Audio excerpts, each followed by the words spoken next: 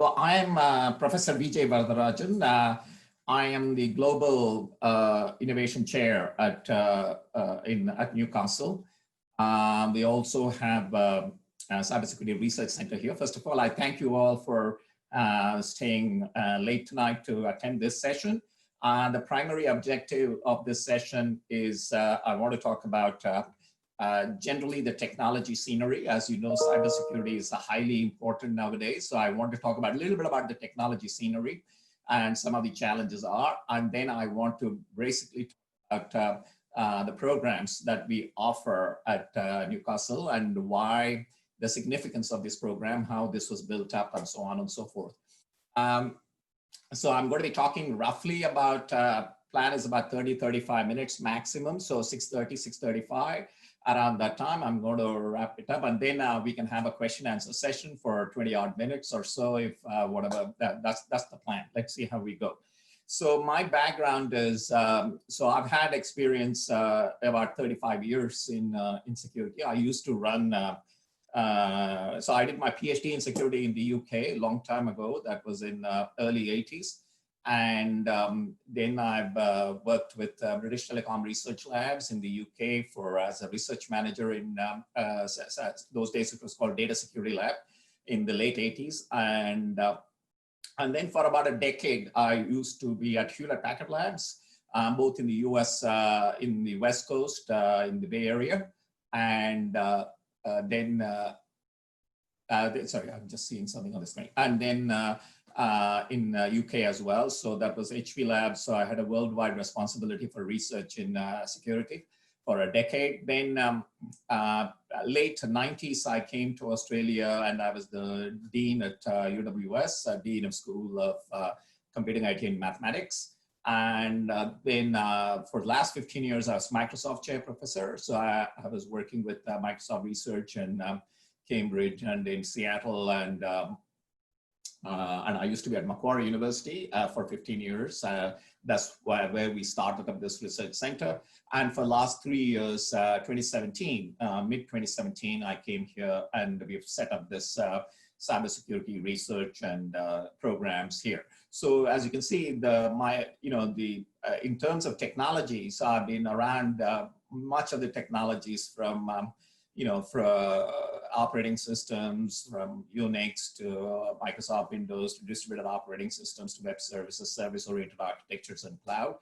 Networking wise, from back in the X25 to local area networks, IP, wide area networks, mobile networks, mobile ad hoc networks, sensor networks. So all security aspects, and applications wise, I work with many companies, Citicorp, London Hospital, Procter & Gamble. So we have a lot of customers in projects.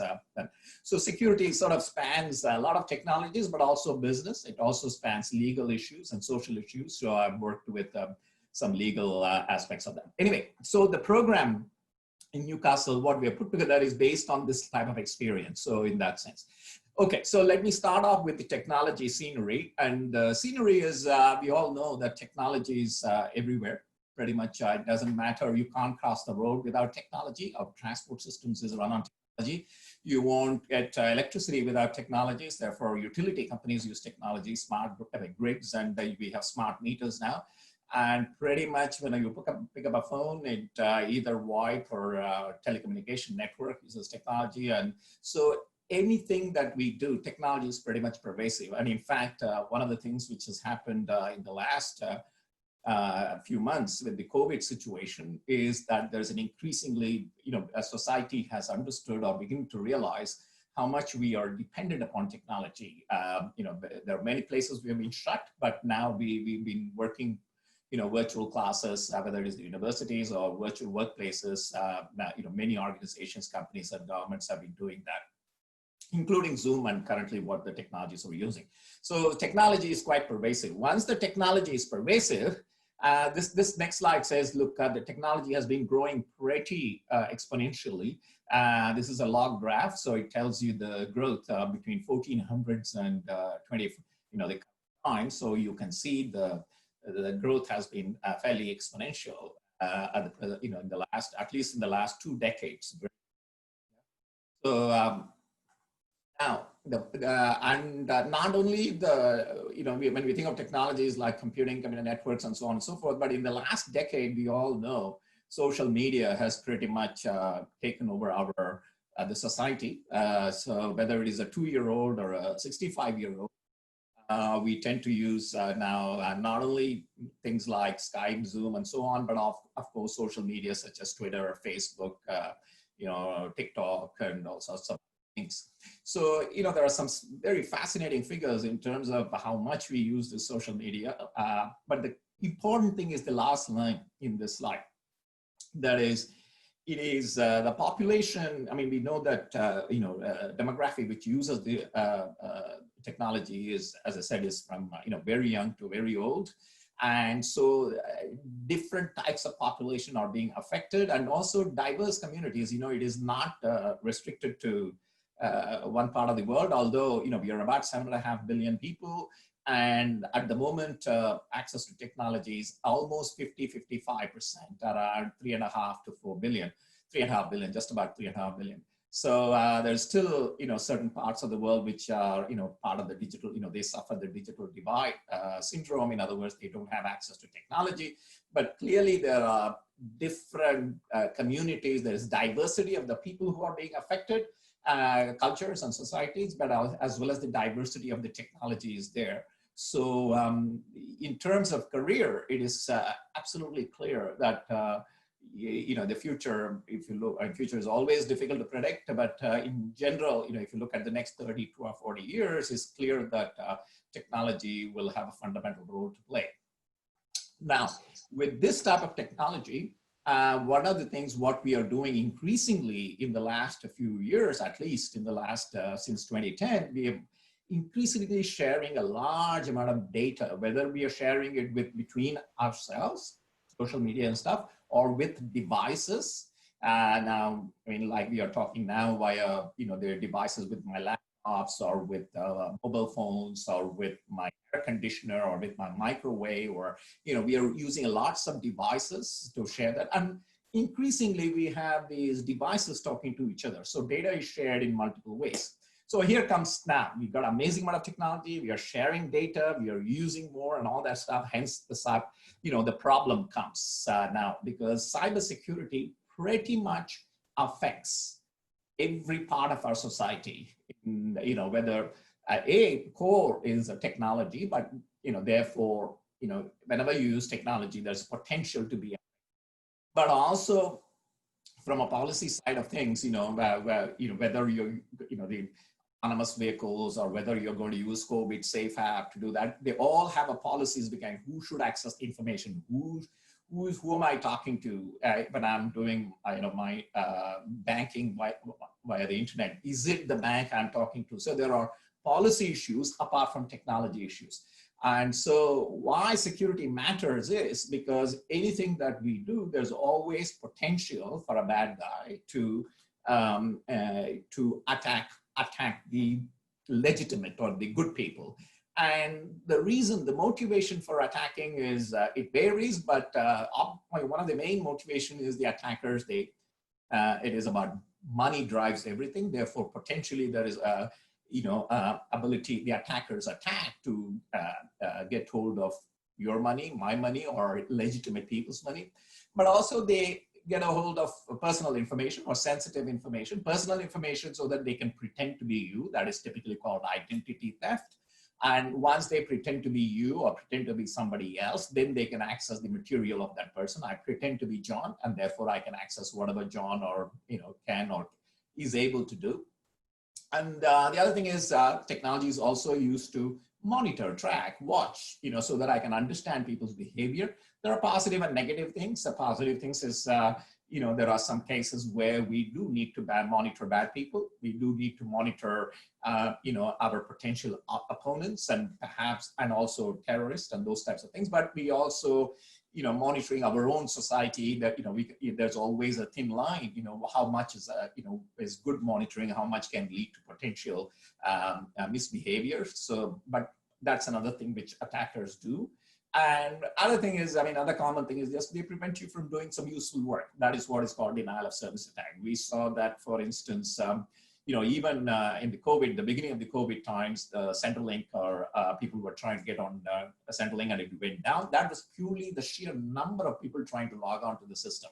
So, but that is effectively like a denial of service because the bandwidth was all used up. The server was not able to respond, but that's a benign situation because most of the people, all the people were trying to log on were legitimate people.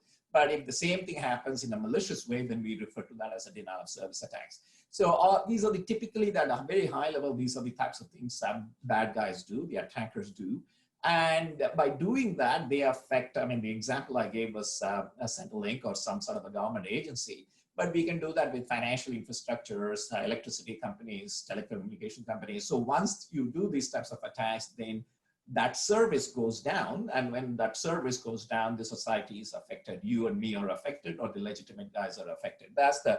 Therefore, yes, the positive side is technology allows you to do a lot of things, and therefore things that you could not do, perhaps some convenience, perhaps do things far away and get in touch with people who are far away, doing business far away. But at the same time, the other side of the coin is there's always the potential to attack. So now, and typically, I've just listed here in this a little bit more terminology. These are some of the things people do at the moment, very common, all the 4 things that I've listed here.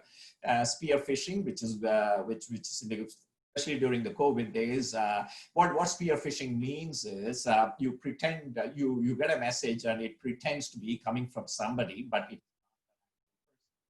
so during the COVID times, there are some messages coming from, say, World Health Organizations or healthcare agencies, but they are not really healthcare agencies. They are actually coming from bad guys.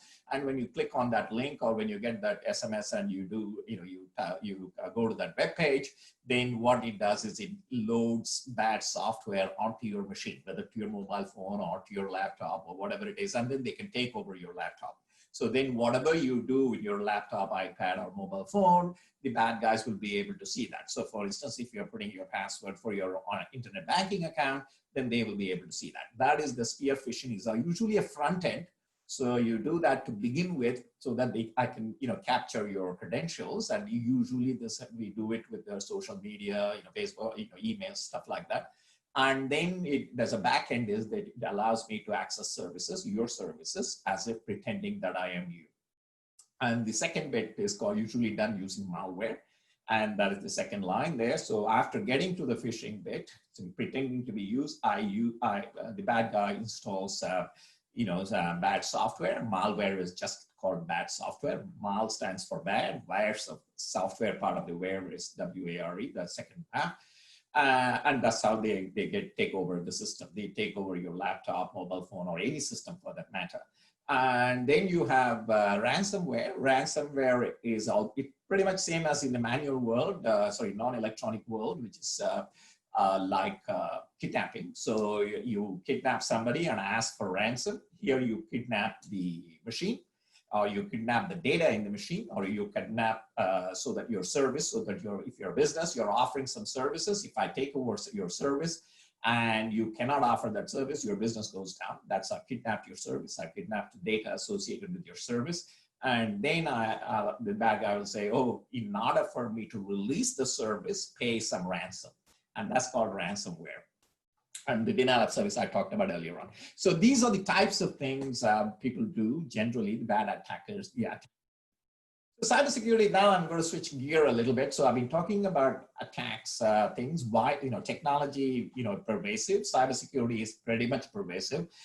Wherever you have, in fact, to some extent, as long as there is humans there, we will have cybersecurity problems. Don't trust people all the same way. If I trust John more than Jane, or if I trust Tom less than Fred, as long as I have this different trust levels, you will end up requiring security mechanisms, because I'm telling something to John, but I don't want Jane to know, or I'm telling something to Tom, I don't want Fred and John to know. As long as you have these types of issues, then you will need security mechanisms. And that's in the electronic world, or if we do exactly what I just said in the non-electronic world. So security is all over the world. It is important, and not just in Australia, but Australia is, I think, it's almost 2016 was our strategy was released, first strategy. And now in 2020, we have a revised version of the strategy is currently being developed. So it will be released in 2020, I mean, later part of this year. Anyway, so it is of strategic priority for Australia. One of the things, after the post-COVID, what all governments are thinking about is how do we bring up the economy, which parts of the sector we need to grow, because we need to be self-sufficient in something. It became very clear we need to be self-sufficient in medical technologies. So similarly, security is one of the critical technologies that Australia needs to be self-sufficient in, that is being recognized. So this is an area, that's what I mean when I say this is of strategic importance to the national economy, nationally, especially in several countries, including Australia. So this is being recognized. That's one part of the slide. The second part of the slide tells that security is actually interdisciplinary. So what that means is multidisciplinary. What I mean by that is security, yes, it has got technology aspects and engineering aspect, absolutely, but it also has business aspects, because all the things I talk about, the attacks happen depending upon the requirements of that attack. So the finance industry will have certain requirements. So it may be prone to certain vulnerabilities. So it may be prone to a certain type of attacks. Healthcare will be slightly different types of attacks. So the requirements of the different sectors and different companies within that sector will be different. So we have to take into account of the business requirements. That is critical when you're developing cybersecurity solutions and policies. And of course, there are legal aspects, because whenever you are accessing personal information, there are regulatory aspects which come in. For instance, that is the Privacy Act in the case of Australia, as well as the new two acts, which are laws which were passed in the last few years. One is called metadata retention, and the other one is called mandatory data breach. And so there are all these legal requirements which affect the products, security products, as well as how the security solutions and security services, when they are deployed in different sectors. So that is, it is important to be aware of the legal aspects. And of course, there are social aspects. When I mean social aspects, whether do I trust somebody, that's a psychological issue, social issue, as well as when we use social media, although it is technology, but there are policies associated with that, friends of friends, there are different types of entities can do in this social media. There are a lot of social aspects involved in when it comes to security. So I think the message to take away from this slide is, one is the strategic importance of cybersecurity nationally and internationally, and also the multidisciplinary aspects. Now, from the opportunities wise, if I look at see the world as it currently is standing, right, in terms of this space, there are at least three things which are critical in the technology space. One is the cloud. All of you would have heard of cloud services. Like when you use your Google email, Gmail, it is offered as a service. So cloud, a lot of services now increasingly offered in the cloud. And so that thing is the devices, whether it is small devices or whether it is industrial control systems, which are increasingly being exposed to internet, because we want, an example is the utility industry or the energy industry. We are connecting solar panels to a central server so that I get to know how different, how much consumption you're doing. So you get an app, you can look at your inverter and see how much you are exporting to the grid, how much you're using for these are all devices which has an interface, connects to the internet and to the mobile apps to be able to view the data. So those are called IoT devices and Internet of Things or industrial control systems. And then the large scale data. Large scale data means we collect all sorts of data and do some data analytics. That is where artificial intelligence, generally the theme comes in. But the important thing in this technology space within the AI is called machine learning. So we analyze the data to reason about the data. So the big companies, for instance, use this for advertising. Let's take Google, for instance. They know your behavior, your search behavior, or what you do on the internet with respect to purchases, and they use this behavior thing to profile to target certain advertisement, particularly for your profile, and therefore they can charge the companies which advertise the certain premium amount. That's how their primary business model is. So the large scale data analysis is important, and why it has become important in the last few years is because we got now the hardware which can do this type of thing, but also the machine learning algorithms which have been around for almost 25 years. And now they are actually possible because the hardware is able to process those computationally faster. That is right. So, but these three areas, all the three areas, security is important. Security is important in the cloud, security is important in the IoT, security is, everywhere there's security, so that is what this slide is supposed to convey. So what is the thing is, yes, technology is pervasive. Yes, technology is strategically, security is pervasive and security is strategically important. But what this is saying is that, future growth-wise, cybersecurity is going to be critical because these are the types of technologies and these solutions cannot exist or will not exist unless you have security in them, because that is critical for the success. Because when I say success, to derive revenue, to derive profit using these types of technologies, you would need security as an enabler, for this to happen. So I'm looking at the time, it's 6:30, so I'm just going to go, this next few slides are a little bit going down to say, look, security threats, or there are a significant amount of security threats. And they arise because we use a lot more of software, and writing large-scale software is not that easy, and we make mistakes. And say, take Microsoft Windows, for instance. If you're using Office systems on Windows and the cloud, or locally, typically simple operating, Windows operating system, Windows 10 will be about 100 million lines of code, and we do not know how to write 100 million lines of code.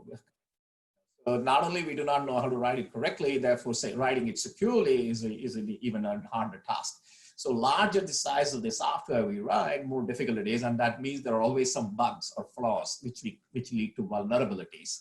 So, and more software we use, more they are interacting with many hardware and many other software, there's a greater number of security vulnerabilities. And then the attacks, well, because of these vulnerabilities, the attacks happen, and they happen without giving you any notice. You do not know these attacks before they happen. That's why they are called zero-day attacks. So there are unknowns, and therefore attacks are possible. They're always possible. And the attacks nowadays, you can do those with, there are a lot of GUIs and available tools in the internet which will allow you to make these attacks. So it is easy to use and fairly sophisticated attacks. And there are the players wise, there are a lot of players in here. I mean, right from, individuals who sometimes do it for fame or little money, to organized crime, the espionage, terrorist networks, state, so there's a range of, attackers, and as you go up the scale, they are more effective because they got more resources, and they are more persistent, and they can spend a lot of time to do this. So, and therefore, because it's all about return on investment. If I attack and make money out of that, then that's where, so where there is money, which is the organized crime and corporate espionage, and that forms a greater chunk of this attack.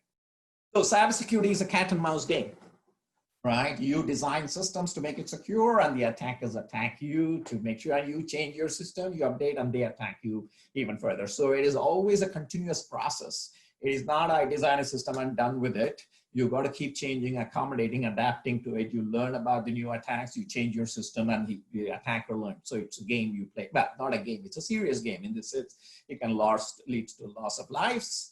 If you're attacking medical systems and devices which function, let's say if I attack a pacemaker and somebody is wearing that pacemaker, and you can potentially have a fatal effect on that person. And you can of course attack with respect to earning money or getting fraudulently money. So this is a game, and usually defenders have got more of a tougher time. The reason is the designer, I have to defend all points in the system, whereas attacker can choose the weakest one. Always a weak one, right? There are not all points, or it's in last case software in the distributed system in this over the network. There's always some weaknesses, and defender can only defend against known attacks. Attackers will come and go and discover new attacks. I said new vulnerabilities might be there, and the attacker can attack anytime, whereas the designer has to be constantly vigilant, 24/7, 365 days a year. And usually defender, we have code of ethics, we play by the rules, and the attackers can do anything they like. So these cause the challenges, technical challenges, business challenges are much greater for the designer. But here's the thing about security. There is no such thing as absolute security. We cannot design a secure foolproof system. As I said, it's a evolving thing. It is relative to the current threat. Somebody might discover a new attack tomorrow, then you got to go and rechange the system, update that. So it is relative to my set of threats. But at the end of the day, yes, security is pervasive. Yes, security is critical for every business, every organization, but there is no such thing as absolute security. It is dependent upon the amount of time you have, amount of cost, amount of funds you have to develop your solutions, as well as the types of requirements, the user expectations. As we all know in industry, user expectations, they do change. And sometimes user may not even know what the actual requirements are. They're also learning. So as it changes, the system has to change. Now, this basically is a portrayal of, I'm cautious of the time here, but this just what it tells you is I have a bunch of, in the system, I have threats.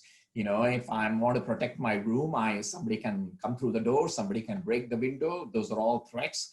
And that means these threats are potentially lead to vulnerabilities. Those are the center one with the blue V's there. And then I design some security measures, which are the S in that figure with the purple one. And some of the vulnerabilities are taken care of, but there may be a residual risk. And some of the vulnerabilities, I'll say, oh, I don't have the money, I don't have the time to do it, so I can live with it. So in that sense, this is what we call security policy at a high level. What we say is that if I have 10 threats, I think I got to protect against 6, which I can do. And 4 of them I'm going to live with because it's too expensive.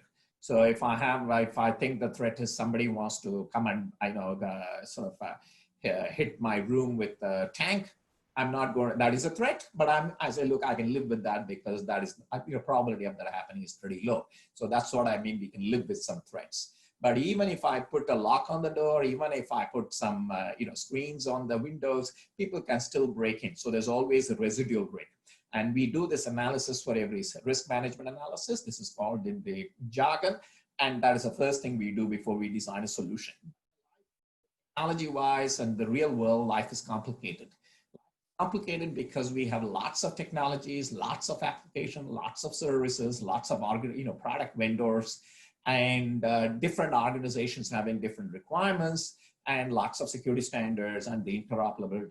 This is why in the real world, getting cybersecurity solutions is still an art. It is not a science in the sense you turn the handle and out comes the thing. It is not. So there's plenty of opportunities for system analysts, cybersecurity engineers, cybersecurity designers, cybersecurity architects, cybersecurity strategists. There are a lot of roles in this cybersecurity, in this career.